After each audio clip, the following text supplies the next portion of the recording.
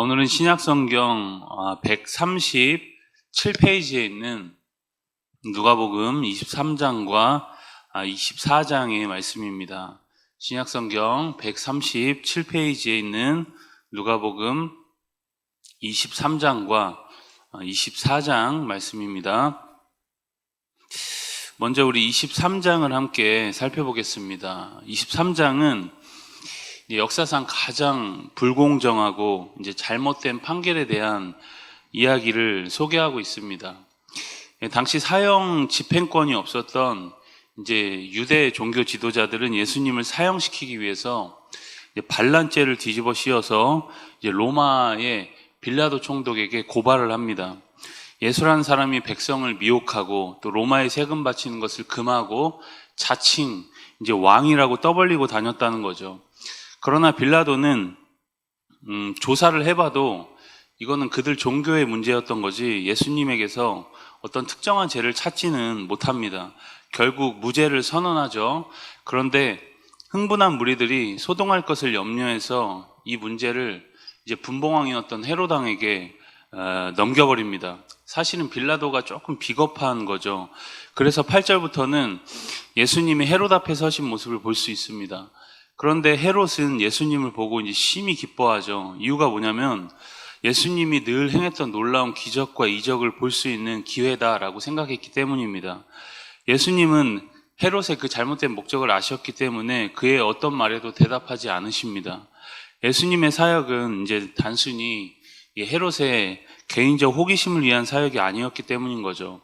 헤롯이 그의 잘못된 열망으로 인해서 예수님으로부터 이제 거절 아닌 거절을 당한 후에 예수님을 업신 여기고 희롱한 뒤에 다시 빌라도에게 보냈다고 그렇게 말씀을 하고 있습니다.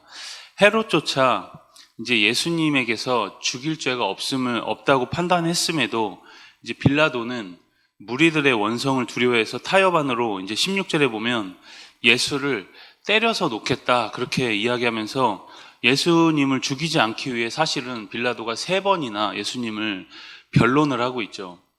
이 반복적인 무죄 선언은 이 죄 없는 그리스도만이 인류의 죄를 대속할 수 있다는 속죄 사역의 핵심이 되었다는 것을 보여주고 있는 겁니다. 그러나 무리는 일제히 밀란과 살인으로 옥에 갇힌 이 바라바를 놓아주고 예수님을 십자가에 못 박으라고 그렇게 큰 소리로 이제 막 소동을 하고 있는 거죠. 재촉을 하는 겁니다.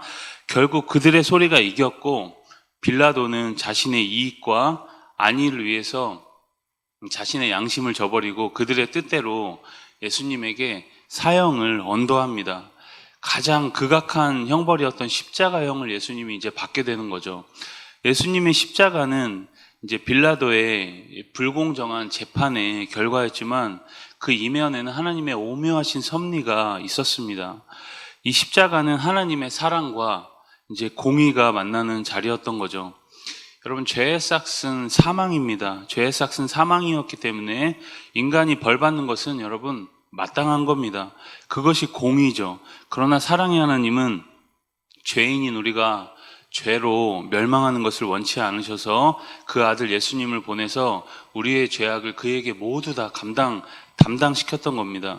이 십자가로 인해서 오고 오는 모든 세대에 이제 구원의 길이 활짝 열렸던 거죠. 우리가 이 십자가 사건 속에 담긴 하나님의 지혜를 기억하시면서 오늘도 그 구원에 감사하는 은혜의 날 되시길 바랍니다. 후에 여러분 십자가에 달리셔서 죽으시고 이제 장사되신 이야기가 23장에 길게 소개되고 있습니다. 24장으로 가시면 24장은 부활 사건을 중심으로 이야기를 이제 다루고 있습니다. 예수님께서 십자가에서 숨을 거두신 후에 이제 아리마대 사람 요셉의 도움으로 이제 급하게 예수님이 장례를 치르죠. 그런데 시간이 촉박했는지 예수님 시신에 이제 향품과 향유를 제대로 이제 처리하지 못합니다. 그래서 오늘 말씀을 보면 안식 후 첫날 새벽에 이 몇몇 여인들이 못다한 장사를 마저 치르기 위해서 이제 무덤에 찾아가는 장면이죠. 그런데 무덤 입구를 덮고 있었던 큰 돌이 굴려져서 이제 무덤이 열려진 상태였고 그 안에 예수님의 시체가 보이지 않습니다. 근심하고 있는 여인들에게 찬란한 옷을 입은 두 천사가 나타나서 이야기합니다. 5절에 보면 어찌하여 살아있는 자를 죽은 자 가운데서 찾느냐. 이게 무슨 말이죠? 예수님이 지금 살아나셨다는 겁니다. 부활하셨다는 거죠. 여인들이 돌아가서 제자들에게 이제 부활의 소식을 알렸지만 그 제자들은 잘 믿지 않았고 베드로조차 무덤이 비어 있음을 확인하고도 이제 말씀을 보면 놀랍게 여길 뿐 부활 사건을 정확하게 믿지는 않습니다. 이렇게 여러분 13절부터 35절까지는 이제 엠마오로 가는 길에서 예수님이 제자 이제 둘에게 나타나신 사건을 소개하고 있습니다. 이제 글로바라고 하는 제자와 이름을 알 수 없는 다른 제자가 시리에 빠져서 예루살렘에서 약 11km 정도 떨어진 엠마오라는 곳으로 터벅터벅 내려가고 있습니다. 그때 예수님께서 가까이 다가와서 그들과 동행하셨지만 그들은 그가 이제 예수님인 줄을 알아보지 못하는 거죠. 그들을 향해서 예수님은 말씀합니다. 너희가 길 가면서 서로 주고받고 하는 이야기가 무엇이냐 그렇게 물으시죠. 그러면서 25절에 보면 미련하고 선지자들이 말한 모든 것을 마음에 더디 믿는 자들이라고 책망하시면서 구약의 모든 글이 자기에 관하여 쓴 것이라고 자세히 설명을 해주십니다. 그때 그들은 이 말씀을 듣는 동안 우리 속에서 마음이 뜨겁지 아니하더냐 그렇게 고백을 하는 거죠. 이제 말씀이 풀어지니까 그들의 마음이 막 뜨거워지고 이제 그들 마음이 이제 움직이기 시작합니다. 그리고 함께 음식을 잡수실 때 떡을 떼어주시는 예수님의 모습을 보고 그때서야 그들의 눈이 밝아지면서 그가 예수님인 것을 알게 되는 거죠. 여러분 36절부터는 예수님의 부활이 역사적 사실이고 이 제자들의 의심과 두려움에 대한 예수님의 응답을 중심으로 이야기가 전개가 됩니다. 예수님이 제자들에게 나타나셔서 이제 평강이 있을지어다라고 말씀하셨고 제자들은 놀라면서 이제 예수님을 유령, 이제 성경에 영이라고 되어 있지만 유령, 귀신처럼 여겼지만 예수님은 자신 손과 발을 보여주시면서 자신은 살과 뼈가 있는 육체, 몸이라는 것을 증명하십니다. 그리고 그들에게 말씀하시기를 이제 위로부터 능력으로 입혀질 때까지 이 성에 머물라 그렇게 말씀하십니다. 이게 무슨 말일까요?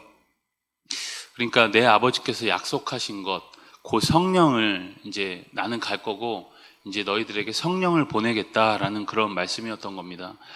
이렇게 마지막으로 제자들을 축복하시고 예수님은 하늘로 올려지십니다. 이제 승천하신 거죠.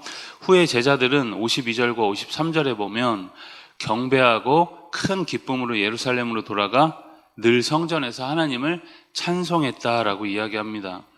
여러분 오늘 우리가 이 말씀처럼 부활의 신앙을 가지고 또 오실 주님, 우리에게 주실 성령을 감사히 또 누리시면서 오늘도 살아계신 주님께서 오늘 우리에게 좋은 것 주실 것 믿고 매 순간 기뻐하며 찬양하는 오늘 될 수 있길 주님의 이름으로 축복합니다. 이 누가복음 23장과 24장의 말씀을 경청합니다. 주의 말씀은 내 발의 등이요 내 길의 빛이니이다. 아멘.